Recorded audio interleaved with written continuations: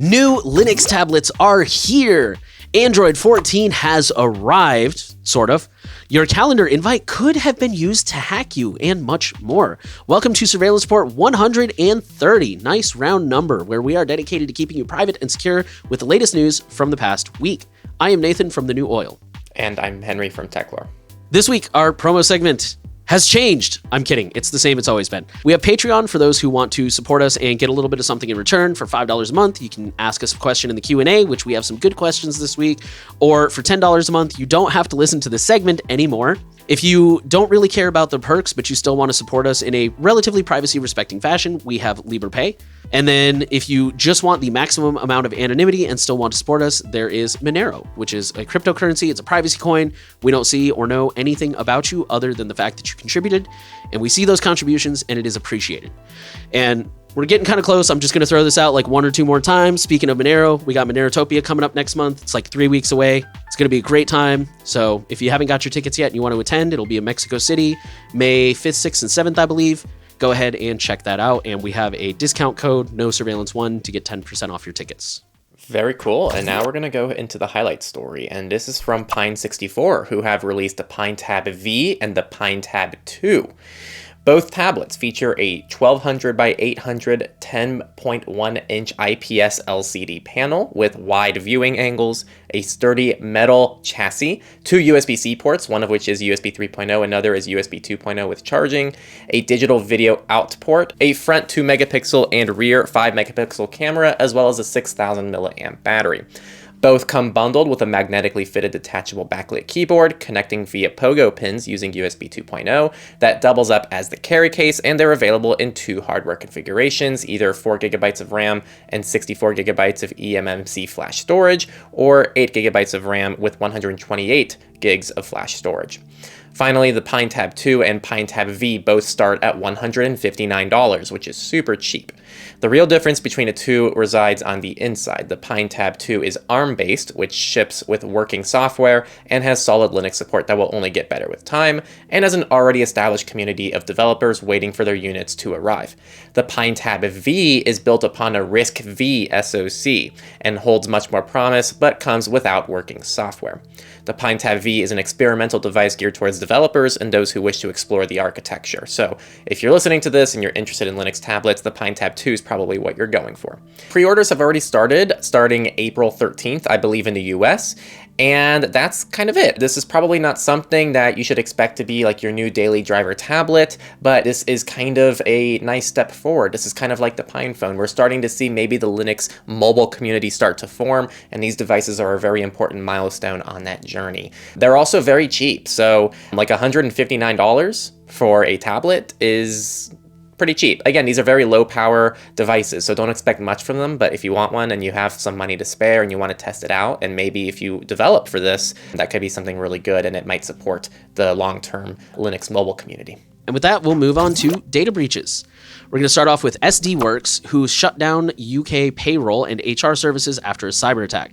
So SD-Works is an HR, which is human resources, and payroll management company based out of Belgium that serves 5.2 million employees for over 82,000 companies. The article noted that there is a possibility that sensitive data was stolen. The company is still investigating. They haven't flat out denied it, but they are saying like, hey, it's too early to tell. We're still looking into it. If data was stolen, it could include tax information, government ID numbers, addresses, full names, dates of birth, phone numbers, bank account numbers, and more. If your employer goes through this company, be sure to freeze your credit or keep an eye on your identity, and we'll update you if we hear anything in the future. Next one is from the car company Hyundai, who has a data breach that exposed owner details in France and Italy. The data includes email addresses, physical addresses, telephone numbers, and vehicle chassis numbers, even for those who only booked test drives. Our next data breach comes from Kodi, which is a media management platform. You can like play movies, pictures, things like that, and kind of sort them and all that stuff. It's really popular. They are disclosing a data breach after their forum database was posted for sale online. I'm going to quote the article here. According to an announcement published by the platform on Saturday, cybercriminals stole the forum database by logging into the admin console using an inactive staff member's credentials. Once they gained access to the admin panel, they created and downloaded database backups multiple times in 2023. It was twice, once on February 16th and once on February 21st. So they're kind of being just a little bit sensational when they say multiple times, but they're technically not wrong. The data included public posts, private messages, usernames, email addresses, and hashed and salted passwords. The Cody team is planning to force password resets on all users just out of an abundance of caution, and of course they're advising people should go ahead and change their passwords just to be safe. Like in other services, if you reuse passwords, which you shouldn't be doing anyways, you should be using a password manager. I don't know if this is in response or if this is just coincidence, but Cody has also said they're going to be commissioning an entirely new forum. Like they're just going to break the old one and rebuild it, even though there's no evidence that the forum, like the actual server or anything, was compromised. So yeah, that I don't know if that was coincidence that like, hey, we got a new rebuild coming up anyways. I don't know. Anyways, they will also be sharing the exposed email addresses with Have I Been Pwned. So if you use one of those password managers like Bitwarden, for example, that if you pay for premium, it tells you like, hey, your credentials just popped up in a data breach, then people will be notified that way too, which I think is pretty neat. Up next is an update to an older story, which is that cybercriminals have claimed vast access to Western Digital systems. So the cybercriminals who breached data storage giant Western Digital claim to have stolen around 10 terabytes of data from the company, including a ton of customer information. The extortionists are pushing the company to negotiate a ransom of a minimum 8 figures in exchange for not publishing the stolen data. One of the cybercriminals spoke with TechCrunch and provided more details with the goal of verifying the claims. The cybercriminal shared a file that was digitally signed with Western Digital's code signing certificate, showing they could now digitally sign files to impersonate Western Digital. 2 security researchers also looked at the file and agreed that it was signed with the company's certificate. They also shared several phone numbers, allegedly belonging to company executives, and at least 2 numbers were called, and voicemail greetings did match the names given. So yeah, Western Digital, things aren't looking super hot over there. Our next story, I think, is an update. It falls in that timeline where we probably covered this story, but admittedly, it's not ringing any bells. The headline says lawyers cough up $200,000 after health data stolen in Microsoft Exchange pillaging. So this comes from the New York law firm Heidel, Pittoni, Murphy, and Bach. They're paying $200K after a data breach in which ransomware attackers accessed an Exchange server and stole sensitive data, including from hospitals. I guess like the hospitals were clients of these lawyers. And the data included things like names, dates of birth, social security numbers, and more. The breach occurred in November of 2021, which the article notes was well after Microsoft Exchange issued a patch. They issued two separate releases. The last one was in May. I'm going to quote the article here for this last bit. New York Attorney General Letitia James, who brought the lawsuit against the lawyers, blamed HPMB's poor data security practices for the privacy breach. In addition to paying the settlement fee, the law firm also agreed to implement a number of security measures, including encrypting private and health information, establishing a patch management program, and performing pen testing to better protect private data in the future. The settlement also requires the law firm to hire a third-party assessor to review its new InfoSec program and report back to the New York Attorney General in 1 year and then annually for 5 years thereafter, unquote. All right, last data breach. KFC Pizza Hut owner discloses a data breach after a ransomware attack. This is an update to an older story, which comes from Yum Brands. But it's the owner of KFC, Pizza Hut, and Taco Bell. They're now sending data breach notifications to an undisclosed number of individuals whose personal data was stolen in a January 13th ransomware attack. The article notes that Yum had previously stated no customer data was stolen. Oh my god, that's always the pattern. I think we've talked about this. I think there's been like 1 or 2 incidents where they said there was no attack and there actually was no attack, but these companies always downplay this stuff and then it comes out. Actually, in this case, they might be telling the truth because data was names, driver's license numbers, and other ID card numbers. And I don't, nobody at Taco Bell has ever asked me for my driver's license number, so I think it might have been employee data that was stolen. I guess, oh yeah, you're right. So they say customer data was not stolen. So that's it's still kind of nitpicking. It's still people who had their data stolen, but you know. Yeah. Okay, with that, we'll move on to companies. We're going to start with what I think is a really interesting development for Windows 11. They're getting a new presence sensing privacy setting. Quoting the article, Windows 11 is getting a new privacy setting that allows users to control whether applications can detect when actively interacting with the device. With these settings, you can now block or allow certain apps from accessing their presence sensors. This means you can have more control over your privacy and prevent apps from collecting and using your data without your consent. I thought I copied another note, but I guess I didn't. There was another note how they mentioned this can also be used for privacy, where you can set the computer to detect without using the camera, because I know Windows can already do this using the camera, which I don't like, but just from your usage patterns, it can detect like you've walked away from the computer and automatically lock it. What's the presence sensor? So it's a new setting that literally just detects. Oh, so it's not an actual, because I've never heard of this. So it's not like a sensor that's next to your camera that it's like the bathroom light that turns off automatically. I don't believe so. Here, let me see. Let me go ahead and pull up the article again. The new privacy setting is called presence sensing and allows you to configure whether applications can use APIs to determine if a user is active or inactive on Windows. Represents a sensor that detects whether a user is present, absent, or not interacting. Yeah, here's the part that I meant to make a note of that I forgot. Presence detection can also have other practical uses. For instance, Microsoft explains that devices can be locked automatically when unattended to prevent sensitive files and other information. Oh, here we go. To maximize privacy, Microsoft does not collect images or metadata. All processing is done locally on the device's hardware. So there's that. Obviously, if you don't trust Microsoft, that will not do anything to allay your concerns. But in theory, this should be not at all a privacy concern. Google's launching the first public beta of Android 14. This is currently only available to Pixel 4a 5G, not the original 4, and newer devices, and only the Pixels. There's a lot of small things. Anyway, let me just relay the privacy and security differences for Android 14, and then we'll move on to research. So we've already covered this in the past, but Google is restricting sideloading with Android 14. And don't be scared, this doesn't impact F-Droid or anything like that. It's just that by default, you won't be able to install apps that target an SDK version lower than 23, which was introduced 2015 with Android 6, which I believe is Marshmallow. Google explains that malware often uses SDK versions targeting old versions of Android to avoid restrictions that are found in versions like 23 and higher. This will effectively make it much harder to get malware on devices, even when bad actors manage to convince users to sideload an app rather than getting it from the Play Store. So they're not disabling sideloading, they're just restricting it to at least be more modern applications. And when we say more modern, we mean anything newer than 2015. So I think this is overall very good for security. The second change, app developers can limit visibility of their apps to disability-focused accessibility service, which effectively blocks malware that uses the accessibility service from snooping on private data in things like your password managers or your banking applications. So hopefully those more secure-oriented applications will implement this. And then the third big change is that you can now select photos and videos when sharing that permission with applications. So previously you could choose to share your photos with applications, but now you can select specific photos and videos that you want to make available to an application, just like iOS has had for a while now. And that's kind of it. So we'll see what happens and if anything new comes to Android 14, but this is in public beta.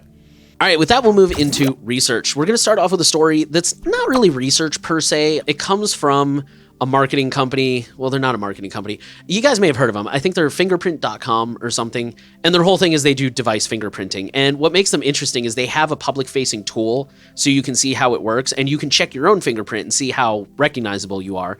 So they wrote this article called How Smart App Banners Can Be Used to Reveal Apple ID Region. Quoting bits of the article, in this specific article, we present a technique for detecting an Apple ID region without permissions utilizing smart app banners.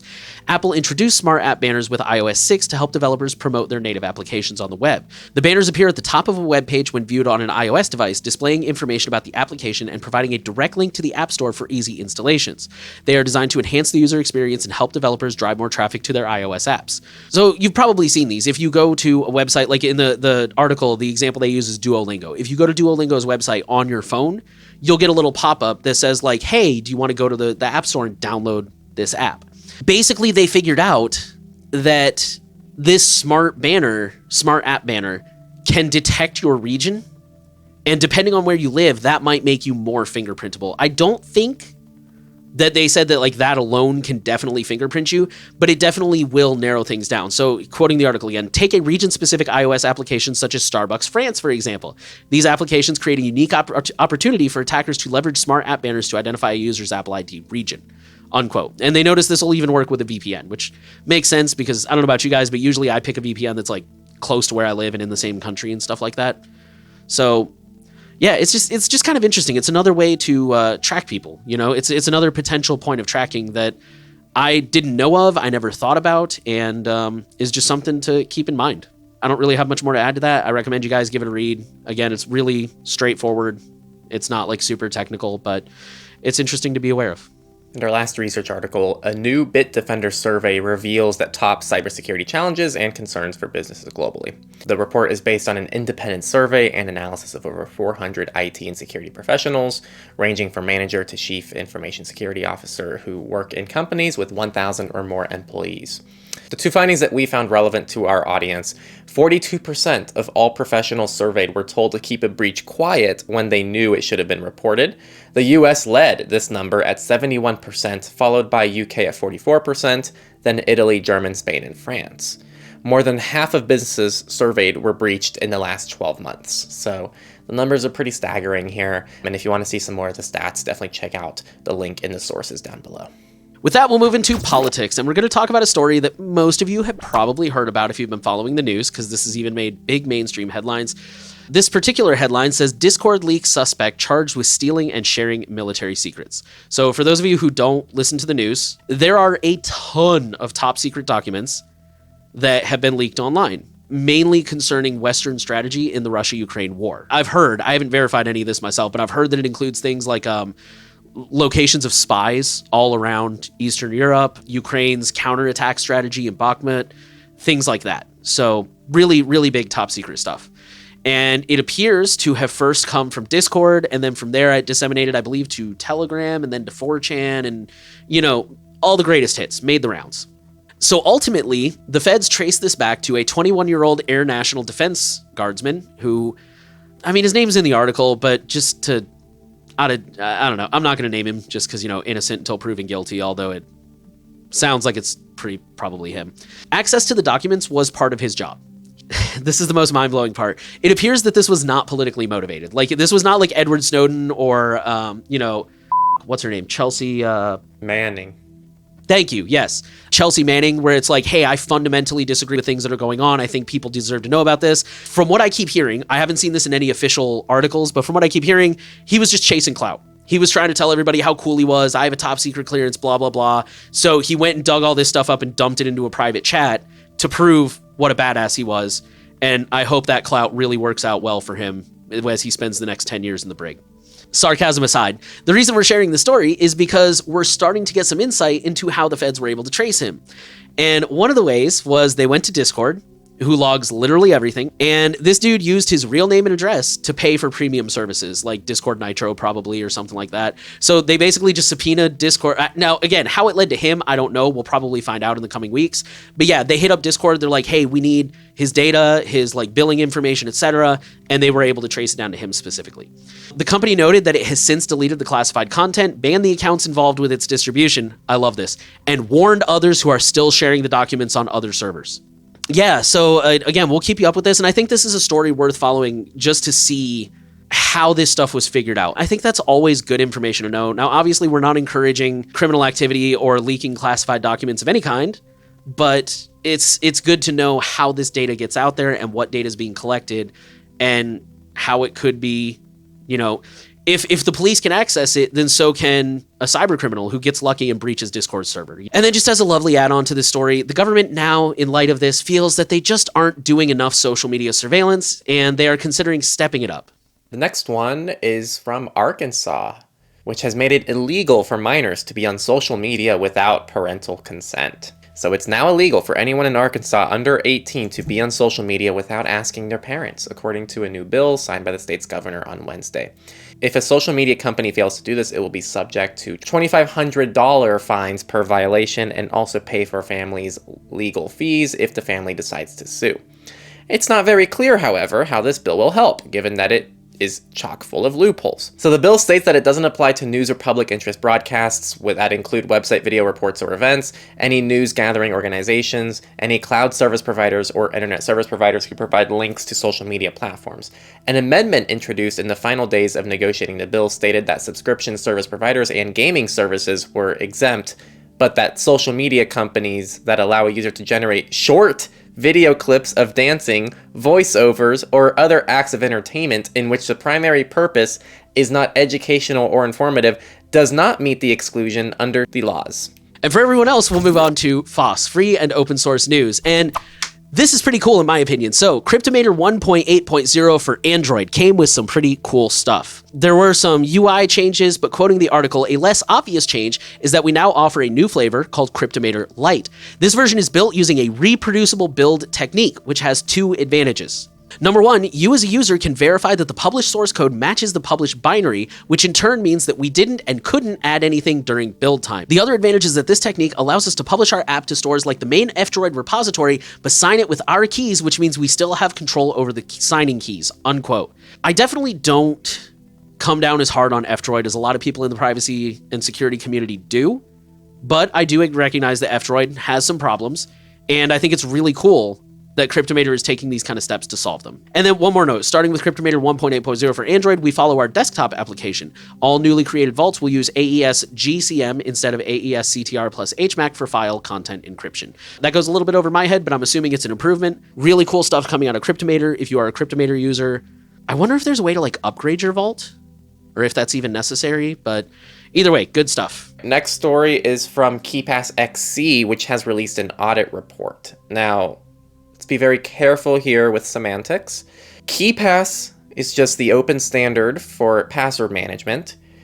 KeePass XC is a client that works with KeePass. This is not an audit for KeePass, it's an audit for the client for KeePass, which is KeePass XC. So KeePass XC is finally audited from a security researcher on January 19th, and it was done entirely for free. Because this was a volunteer effort, not everything was audited, only the core features, mainly database reading and writing and cryptography. The review found no major issues, but did issue a number of recommendations. You can read the whole PDF available in the link down in the sources. Couple things, I don't consider this a real audit in my eyes. It's kind of... I'd call it an informal audit. Yeah, that's a good way of putting it. It doesn't audit everything, and it's done by just an individual. So it's better than nothing. I think that's more my thing, is it's because most audits usually don't cover everything, but it's more the fact that it was, from what I can tell, this sounds like it was just a real big fan who's like, hey, I know how to read code. I'll take a couple of days in my free time and give my thoughts. And I mean, it was a real good write-up. I did skim the write-up, but it's like, yeah, this was clearly not like a full, detailed, paid audit, so... Yeah, they do express in the article, though, how they'd like to do a full audit, but it requires funding, which they don't have, and so they leave some suggestions on like how you can maybe get KeePass XC to receive some funding from like the Open Source Foundation or something like that. I don't know what they were. This is based on memory, but yeah, this is overall good stuff. I think it's a step in the right direction, but I wouldn't be like putting a huge amount of emphasis on this either, but it's cool. I like it. All right, our next story comes from Calyx OS, who has launched a new feature called Security Express, which is kind of like the opposite of an ESR, like an extended support release, where you can opt in to get security updates like as soon as they're available without the feature updates. But because they're streamlining, like putting these in the express lane for you. So be aware that they might be a little bit less stable. It's almost like an alpha channel just for the security updates. So it's pretty cool for people who may have a high threat model and need those security updates like ASAP, even if it causes bugs in other parts of the OS. We'll see how it shakes out. This is brand new, but it's a pretty neat feature, in my opinion. So if you're a Calyx OS user, be sure to check that out and see if it's something you're interested in. Last FOSS story, super quick, super easy. OpenBSD has released version 7.3. I didn't see anything that was huge, but also I'm not an OpenBSD user, so maybe something in there is huge for all you OpenBSD users. So it's many smaller updates. Check out the changelog in the sources if you want to check those out. All right, and with that, we'll go into Misfits. And this was a story that kind of made the rounds this week. A mercenary spyware hacked iPhone victims with rogue calendar invites, researchers say. So this comes from Microsoft and Citizen Lab. And for those who don't know, Citizen Lab does fantastic work. You should definitely check into them. This is a company called Quadream, which is a very little known spyware vendor that develops zero-click exploits, very similar to the NSO group with Pegasus. For those of you who didn't know, NSO is by a wide margin not the only company out there, and Pegasus is not the only spyware out there. I do feel compelled to note, because every time we talk about this stuff, people get really worried about like, well, how can I check if my phone's been infected? It's very unlikely. I'm not trying to like disparage anyone, but unless you are like a political activist in a repressed country or like a high profile investigative journalist, this is not run-of-the-mill malware that they're just going to send out and deploy to anybody. Like, they have to specifically target you and have a reason for doing it. But I mean, if you want to check anyways and just reassure yourselves, go for it. I don't care. But I just want to reassure people, unless you're high profile, this is probably not something you need to worry about. But it's still worth knowing about because this is targeting people that it shouldn't. Customers include Saudi Arabia, Bulgaria, Czechia, Hungary, Romania, Ghana, Israel, Mexico, Singapore, United Arab Emirates, and Uzbekistan. Notably, the malware studied used malicious calendar invites with past dates to infect devices. So, for example, we're recording this on April 15th. It would send an invite for like March 10th or something like that. So your phone would kind of like, I guess, like automatically accept it, or basically because it was a past date, something about that would be so that it didn't trigger a notification. And since it was a zero click, without that notification, you had no way of knowing you were infected. Now, interestingly, this appears to be kind of older information. The exploit that this was using was fixed in March of 2021. I'm assuming if Citizen Lab just found out about this, this is probably not, like, it's probably coincidence is what I'm trying to say. I don't think that somebody like Apple knew about this exploit and fixed it intentionally because we're just now finding out about it. The malware was capable of recording phone calls, taking pictures, stealing files, tracking locations, and even deleting forensic traces of its own existence when it was done and they wanted to remove it. And that's another reason that I don't think you should be too worried about this because, again, the exploit was fixed. Although I guess maybe it could still be lingering. I don't know. But it just kind of goes to show why privacy is important, because how can they send you a calendar invite if they don't know who to invite? You know, things like that. And the other thing I was going to say is this just shows why it's important to keep your devices updated. And also, I think maybe we brought up security updates so much that people who they just stopped watching, which is good, fantastic. Like if you like do not believe in security updates, we're not the podcast for you. You should guys. Watch. I'm gonna throw this out there. We are open to being corrected. If we're factually wrong about something, by all means, shoot us an email. Let us know, because we are wrong. We've issued corrections in the past. We've been wrong about things. It's in our template every week. Did we make a mistake last week?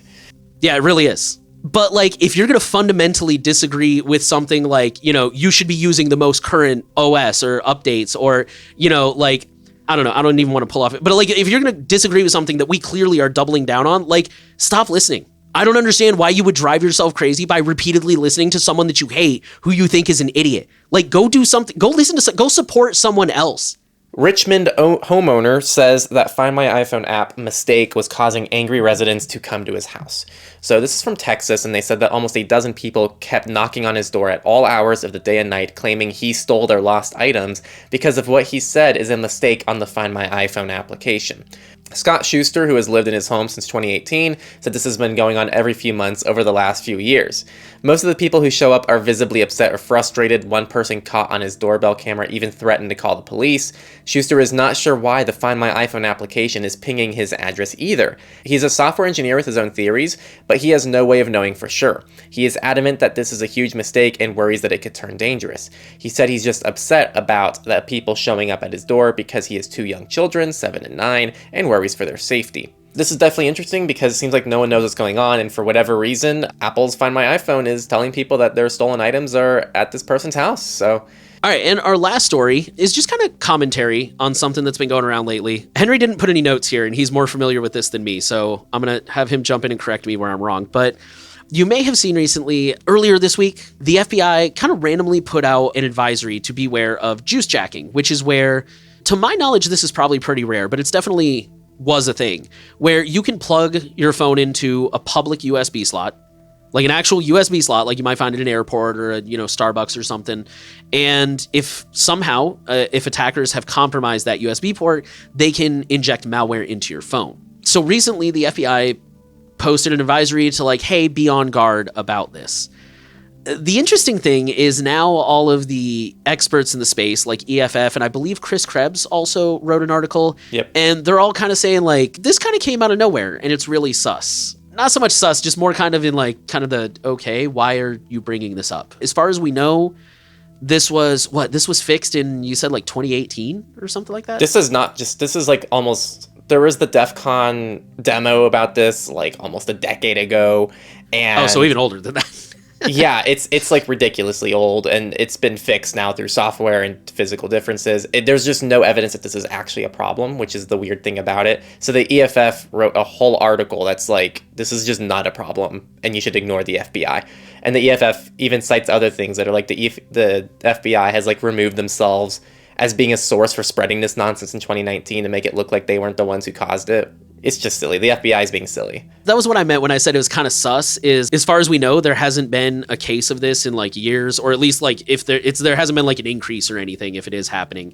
So it's just kind of like, again, like, okay, why are you bringing this up right now? Like, do you know something we don't? You're not telling anybody? Or yeah, at this time, as far as we know, it's safe to use public USB ports, or at least, you know, no riskier than anything else. But well, there is a risk. It's possible, but like it's just not a widespread issue. That's more what I mean. It's probably relatively safe. It's very unlikely, but... And now we're going to enter our Q&A. These come from our beloved patrons who keep this podcast going for free to the world, so we thank all of our patrons very much. And if you're watching this Q&A section, you're like, oh my god, I want to ask you guys a question. Well, you got to join our Patreon to do that. This week we have 4 questions, and the latter 2 will be answered in shorts.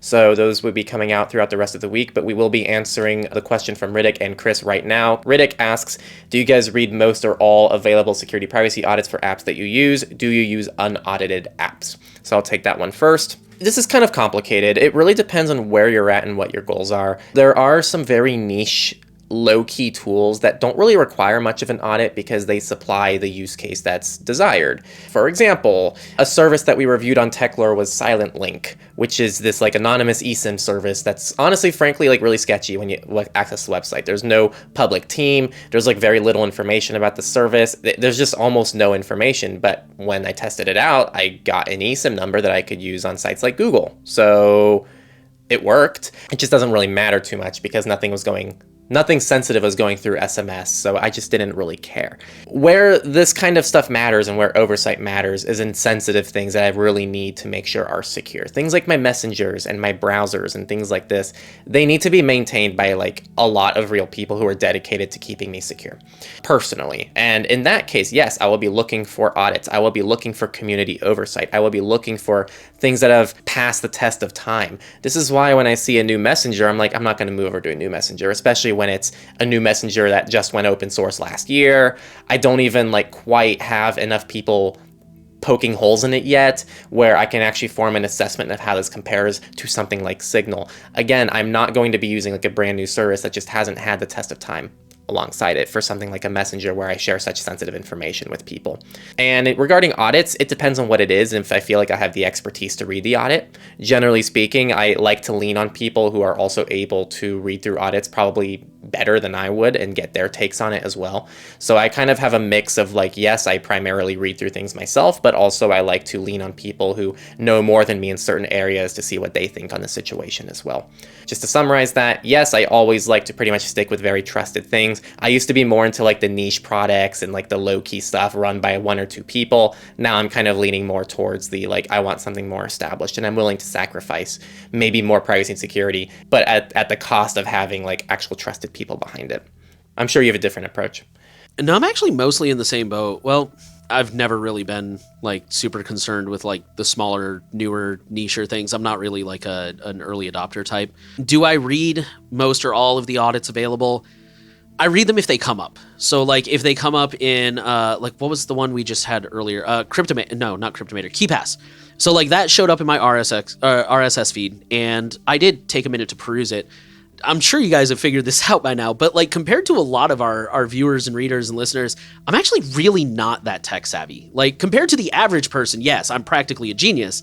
But, you know, compared to a lot of you guys, like, you know, I can copy and paste commands. That's about it. I do like to read the audits, but a lot of the time they're just super technical and go way over my head. I really like the ones who give you a broad view and then go into the technical. So at least I can read the overview and understand like, hey, here's a general gist of things that we found. And I'm like, all right, cool, that I understand. Do I use unaudited apps? Yeah, probably. Like I've been using KeyPass for years, KeyPass XE, and they just got an informal audit. Like, yeah, I will use unaudited apps because kind of like Henry was saying, I rely on the expertise of the community and specifically people I trust in the community. Like look at Telegram. Telegram has tons of users, but they're still garbage. So just because it's popular doesn't necessarily mean I'm just going to like, oh, well, everyone's using it, I guess I will. But I do have people that I trust who I believe are knowledgeable, who I believe are capable of being objective, relatively objective and unbiased, who I trust their opinions, that I will ask them like, hey, what's your opinion of this app? I think that kind of answers it. I definitely prefer to use things that have been audited, that have a good reputation, that I can kind of understand what they're doing and what their shortcomings are. But, you know, it's really a case-by-case basis. Okay, and then our second question came from Chris. And Chris says, how private is using a tool like Simple Login with a custom domain? Wouldn't using the same domain for emails on websites make it easier to identify you across the web? Okay, I wrote a blog post recently about custom domains and how to use them. I don't have any proof of this, but I strongly suspect that domain alone is not a way that you are tracked across the web. So we gotta, real quick here, we gotta differentiate automated tracking versus targeted tracking. The automated tracking is automated. There's no human behind it. It's just the system automatically like, hey, these two guys have the same IP address. They might be the same person, things like that. Targeted tracking is when, you know, someone from the CIA or the FBI is sitting there and actually looking at your data and saying, I think these two are the same person. If you're up against targeted tracking, yes, using a custom domain will make you stick out like a sore thumb. But if we're talking about automated tracking, I don't think anyone's targeting domain names because 70% of people are using Google. Most everyone else is using Yahoo or MSN or AOL or AT&T, whatever. So I don't think it makes sense for companies from a financial perspective to look at just the domain, because you already have, if 70% of people are using Google and you have 10,000 people, you now have, 7,000 people are all using Gmail. That is not helpful. They're going to be looking for people who are using the same email, like chris@gmail.com, for example. So I don't think they're tracking the actual domain. I think they are tracking the full email. Even Facebook, the Metapixel, when we first started talking about that, one of the earliest stories we covered said that your email address was getting hashed and then sent back to Meta. And that means that even the slightest, even if it has the same domain name, if you have, that doctor at customdomain.com, you use a different email for everything, basically, is what I'm saying. If you do that, even though it's the same custom domain, it's a different prefix, it's not going to be the same hash. So I feel like I'm getting wordy. But yeah, no, in my personal opinion, and I want to reiterate, I don't have proof of this. This is just me speculating. But to me, it doesn't make sense why they would track just the custom domain, because there's not enough variance out there to make it worthwhile. It's much more worthwhile to track the actual email address, because most people only have one or two email addresses anyways. They have like a serious one and then like a garbage one for like newsletters and crap. So you're going to get like 99% of people with tracking the actual full email, in my opinion. You got any thoughts? Oh no, I think to me this speaks to definitely you need to make sure you have threat modeling in mind here, because if you have a business domain and you have a public business and you want to make sure everything's tied into the same ecosystem, then at that point I'd be more concerned about security less than privacy, and it probably wouldn't matter too much if you're using your business's domain to register for things. I don't think that's a big deal. If you're someone who's chasing anonymity for your accounts, then yeah, I that would probably be your weakest link.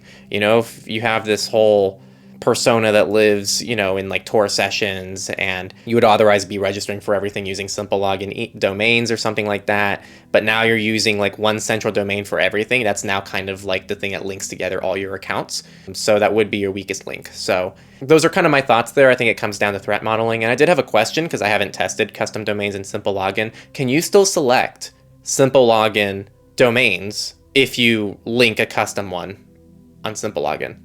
Yes. So there you go. So on a case-by-case basis. So you get it in addition to, and that's actually what I do, is if this is an important account that I don't want to lose access to, then I'll make, whatever at customdomain.com.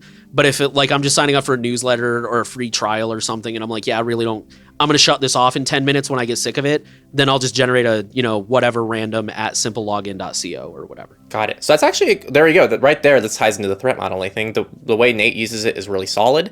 Yeah, so let's say you have a personal account, and because that's the whole selling point for me for a custom domain, is that you actually own your email. So if you switch to a different email provider, you don't have to change the email for your accounts. So if you your personal bank accounts, you're not planning to switch those anytime soon. They already have your personal information. It's fine if you have maybe your custom domain and you own that, and then you have those accounts tied to your own domain. And then maybe for a disposable account that you don't give a crap about, that you don't need linked to yourself, then you use something like the simple login alias, because it's still an option. So that's probably my approach to this if I was to do this, but I don't use custom domains in simple login. So all right, and then just to kind of preview the shorts, so make sure to stay subscribed. We're going to have a question from Potty, who asks, after 130 episodes of Surveillance Report, what are the main takeaways for you and what lessons did you learn? Nate and I will probably do individual responses to that, so we'll have 2 answers for Potty. And then Caption 8169 asked about security for banks and brokerage accounts, and we will probably get back to that in just 1 short. So we'll probably have 3 shorts this upcoming week before we come back next week for the next Surveillance Report 131. And on that note, that is it for the week. So there are new Linux tablets here for those of you who are early adopters and want to contribute to that community. Android 14 is starting to roll out. It's, again, first public beta, so probably shouldn't run out and grab it unless you're, again, an early adopter. But if you are, hey, it's here. Calendar invites could have been used to hack you. Thankfully, that has been patched, but it's just a reminder that we always need to stay on guard and defend our information, and much, much more. As always, we will keep you updated on any of these stories if we hear anything about them, and we'll bring you a whole new set of stories next week. Our promo segment this week, just a reminder that you can support us and keep us going via Patreon. For $5 a month, you can be one of the people to ask a question. For $10 a month, you no longer have to listen to this segment and you get to hear some additional thoughts that we occasionally allude to. If you are not interested in the rewards, but you still want to support us, then we have Pay. Their terms of service do not allow us to give out rewards, but we still appreciate their support regardless. And of course, if privacy is your absolute top concern, then we have Monero. It's anonymous cryptocurrency. We don't see or know anything about you, but we do see the support and it helps very much. So thank you, all of you. And again, possibly the last reminder on the topic of Monero. Monerotopia is coming up real soon in Mexico City. We hope to see you there. You can get 10% off using our code NOSURVEILLANCE1. Thank you again for listening to the Surveillance Report. The last thing we want to ask of you, as always, is to share the podcast around. Make sure you are subscribed. Give us a rating if you're on a platform where that's an option. We want privacy and security to reach as many people as possible. And everything you do, comments, likes, shares, ratings, etc., everything helps. Every little bit helps. So thank you guys again for listening, and we will be back next week.